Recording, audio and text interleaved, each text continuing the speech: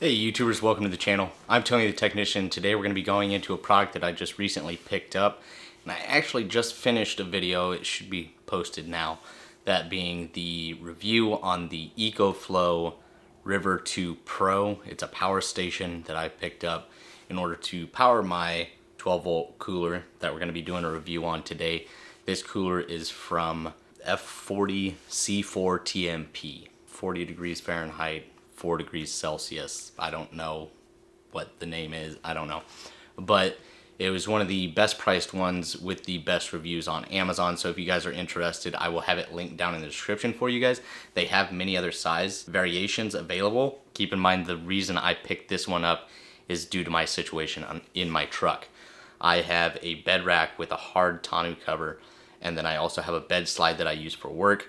So that lifts the base of my bed 4 inches, so I only have roughly 15.5 inches of height, so I'm limited on the things that I can purchase as far as height. So I picked up the 23 quart. They do have a 20 quart, a 10 quart, and then they also have 30 and higher, so you can get larger ones. This is just the one that I went with. We're going to see how it performs, how quickly it gets up to temperature, how it holds temperature, as well as kind of what you can fit in here, the dimensions of it all.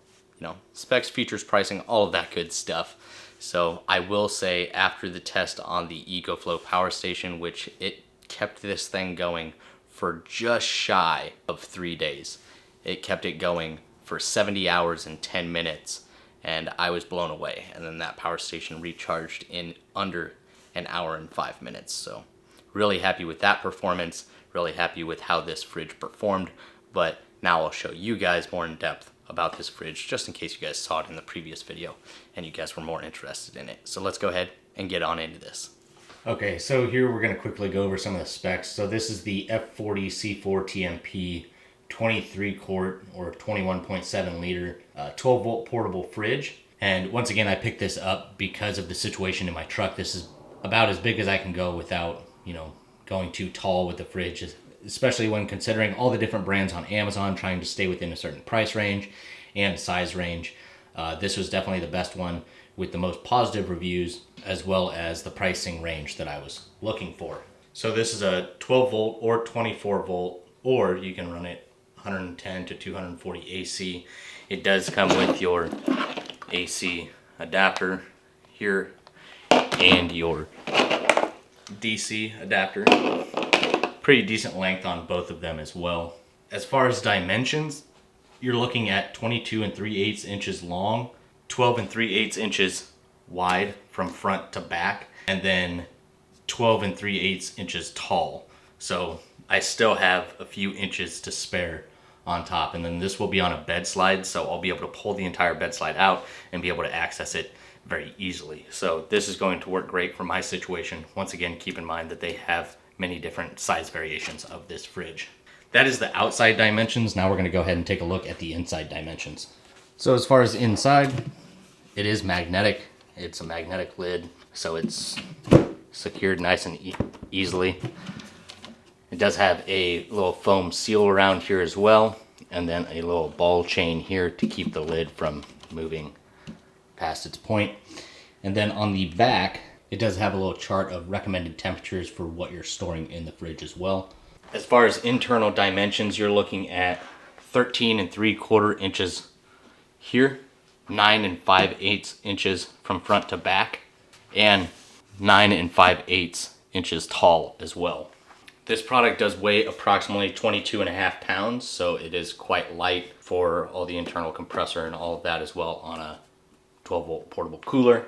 It operates between -8 degrees and 50 degrees, so whether you're needing to freeze ice cream or meat or anything like that, it can easily do that. Or if you're just trying to cool some wine or something like that, it has a wide range. It does have 2 modes on it. There's an eco mode and a max mode. The eco mode is going to run the compressor around 36 watts, so quite low. And then the max mode, it's going to run around 45 watts, so still quite low as well. Like I said, I ran it on max on my portable power station, and it ran it for almost 3 days. There are handles on each side. You do have the plug here for whether you're running your DC or AC input. And then you have side vents here, a front vent, and back venting, and it is quite light.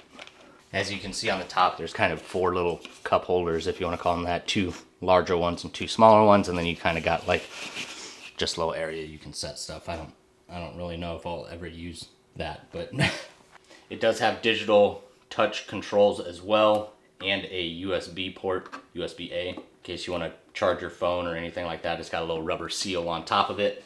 The pro to running one of these is the fact that you no longer have to buy ice. For when you don't have to buy ice, you don't have to worry about the ice watering down anything that you put in here, sandwiches or anything like that. You don't have to worry about draining it like you do a standard cooler. The cons being that these are, well, really they're not even much more. They can be, but they're not much more than your standard cooler nowadays. If you guys have looked at quality coolers out there now, they are quite expensive. So you can still get your cheaper options, just like 12-volt powered coolers. You can get very expensive ones, or you can still get very affordable ones as well. Some of the different sizes are going to be a 10 quart, 20 quart, 23 quart, 30 quart, and 54 quart. Depending on the variation you go with, or the size that you go with, you can get cases for them. They're basically like an insulated fitted bag or case for around this, and they have carrying handles and stuff like that. And then depending on the model that you get, you can also get a portable battery as well that kind of sits in them or right outside of them that can power the cooler for a determined amount of time. But once again, I'm just running mine off of my power station. This is the one that I picked up. It is at $260 on Amazon right now, and it comes with a $50 coupon, so I'll have that link down in the description. They have the 30 quart here for $300, and you can get it with the cover for $340. So if you're looking for a little bit larger unit, you can do that one as well. But like I said, there's different sizes and variations from this company. So let's go ahead and get this thing fired up. So basically what I'm going to do is I'm going to plug it in. I'm going to set it for probably 38 degrees because that's roughly what I'm going to be running it at. And I'm going to see how long it takes it to get it from this room temperature to the 38 degrees. And then we'll see how long that the compressor has to run after it gets it to 38 degrees and the compressor goes off. I'll see how long it stays off, and then I'll see how long that the compressor runs for to get it back to that 38 degrees. So let's go ahead and get this thing plugged in.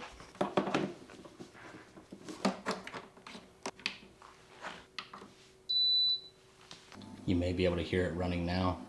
It does say 62 degrees Fahrenheit. It's running 12.2, 12.3 volts. Battery, it shows a battery indicator just in case you're running like another portable power battery with this. It is on max mode, and then you have your on off button here. You have your settings or your unlock here. So if I press that, it unlocks or locks it. And then you have your high, medium, and low settings as well. This is going to be for if you're running this on your, if you're running it on a power inverter or your vehicle and you want to keep it from completely killing your battery, you can set it at high so that it doesn't drain your battery. It'll take priority over running the cooler.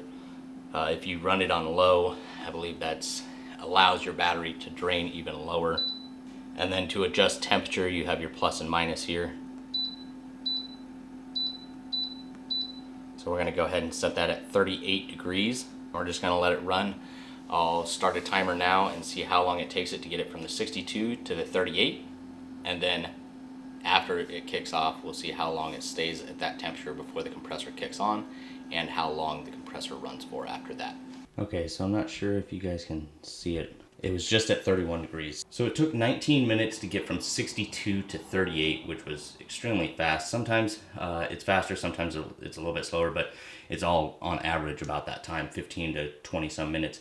But one thing I did notice is it continues to go past just, the internal temperature gets colder even after the compressor shuts off. So even though I had it set at 38, it actually dropped it down to 31. It just went up to 32 right before I started recording.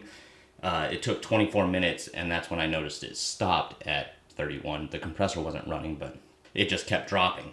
So one thing I did notice about this fridge is when it gets to temperature, it can go anywhere from 6 to 10 degrees colder, but then it works its way back up. Most of the time it's 6 to 7 degrees colder than whatever you set it at, and then it works up like I have it set at 38. It probably won't kick on until it's at like 40 degrees, and then it'll bring it back down to the 38, but go a little bit below it. We'll see how far below it goes once it gets up and the compressor kicks back on. I'm timing it right now to see how long it stays off in between and when the next time the compressor kicks back on. So right now we're at roughly 19 minutes to get it to temperature. We'll see how long it holds that temperature. So I have done each time twice, just to kind of give you guys an average or a couple different numbers. Obviously, this is going to depend on the temperature that the cooler is in. Like if it's an extremely hot day, it may, you know, run a little bit more. If it's cooler out, it may not run as often. So these numbers are obviously going to vary. Also, how hot the cooler is when you first start it up. But like me, if I was going camping and I didn't have any of my supplies or, you know, food, I know that I can plug it in, and by the time I get to the grocery store and get those items, when I come out, the cooler is going to be at temperature and keep those items nice and cool. So starting it up to get it to the temperature I wanted, it was anywhere between 19 and 24 minutes. Obviously, that'll depend on the temperature outside or in your vehicle. Time that it was actually at the desired temperature, I have it set at 38. Obviously, you can see it's at 32. It runs it cooler, and then when it gets up to like, depending on, it runs like a 10 degree area. So like I have it at 38. It goes down to 31, and when it gets up to like 41 or 42, that's when it kicks back on. So it actually stays at the temperature range for 46 minutes to 54 minutes. Right now it's 70 degrees in here, so take that for what it is. And then the time running to get it back to the temperature was 7 minutes and 8.5 minutes. So it doesn't run very long, and that's why this thing was able to run on this power station for almost 3 days, because it doesn't run very often. Now that may be a little bit different on a very hot day, but so far I'm extremely pleased with how little it runs and how long it keeps that temperature or within that temperature range. The only thing that's kind of, you'll basically get it with any fridge, but some may be a little bit better at it. You know, this is like a 10 degree area where it sits. You can see it just dropped to 31. Some of them, you know, when it gets to temperature, it might hold it within a 4 degree temperature range, where this one's more of a 10 degree temperature range. But now let's go ahead and load this thing up and see what it can all hold. Okay, so here I have it loaded up for one situation, and then obviously it's going to depend on the type of trip that you're going on, depending on what you're going to pack into this thing. So this is set up primarily for drinks. And so this is just a rough idea of the different size cans and bottles and all of that that can fit if you're just, you know, going out to have a little bit of fun. So I always have to have, especially if I'm going camping, my rock stars. These are my go-tos. This is what keeps me going. 2 12-ounce cans can stack on top of each other with no issue of the lid shutting, as long as it isn't around the perimeter where this lip is. Then the lid will easily shut. You just have to be careful that it's not going to run into this lip here that goes around. All of these glass bottles are slightly different heights. No big deal at all. Obviously, there's different ways you can lay this out to fit more. If you want to lay them down and stack them tall, that works as well. Overall, it fits a lot. We have 12 bottles, glass bottles in here, 2 water bottles, 6 cans, and if I wanted to, I could fit more. So definitely plenty of room. This is good enough for me. I'm not trying to die. So that's one way I could lay it out. The other way, I may possibly have it set up for a weekend camping trip with the family. So I have a 6-year-old son that obviously he has to have his snacks and goodies as well. And I still probably have another 2 inches that I could stack stuff in here. Obviously, I always got to keep a couple waters cold. We primarily drink room temperature water, but having a couple cold ones is always nice. Gotta have my rock stars, obviously. Condiments, ketchup, mustard, I gotta have some sort of hot sauce for basically anything that I eat. Couple juices or milks. Cheese sticks, always a good thing to carry. And then I still had plenty of room up here to stack my meats. If we're not just doing sandwiches and stuff, we can do burgers. Or like in here, we got, you know, plenty of sandwich stuff. Cheeses, hot dogs, some buffalo dip, some sandwich meat, a big thing of strawberries, a big thing of raspberries, some Go-Gurts for my son. So I mean, literally any 3-4 day weekend, this is going to be plenty enough. And I still have room to throw some burgers on top or whatever else, maybe a couple steaks I want to cook up. Or if I'm doing a big breakfast or something, I can throw some potatoes in here, hash browns, whatnot. There's still plenty of room in here, as you can see. So I think it's a great fit for my needs. It's a good size. It fits in my truck perfectly. So I'm really going to enjoy it. I like how well it cools and how low of a power usage it is. And then I also really enjoy how quiet this unit is. It is extremely quiet. So even when it's running, you can barely even tell. So I'm extremely happy with it. You can catch this thing for under $200. And if you've looked at any decent quality, just standard cooler, you're looking at this price range as well.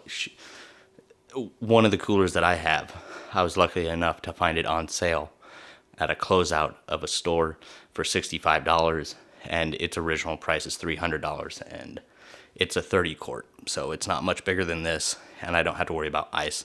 I think this is a fantastic option if you can afford to go this route with a power station, or if you have something that you can plug it into if you just want to run it off of your vehicle or anything like that. It's one to consider. So I'll have this link down in the description for you guys if you guys are interested. If you guys enjoyed the video, please make sure to smash that thumbs up. If you guys have any questions on this unit that I may not have covered, please feel free to comment down below. And as always, if you haven't subscribed, make sure to subscribe, and I'll see you guys next time.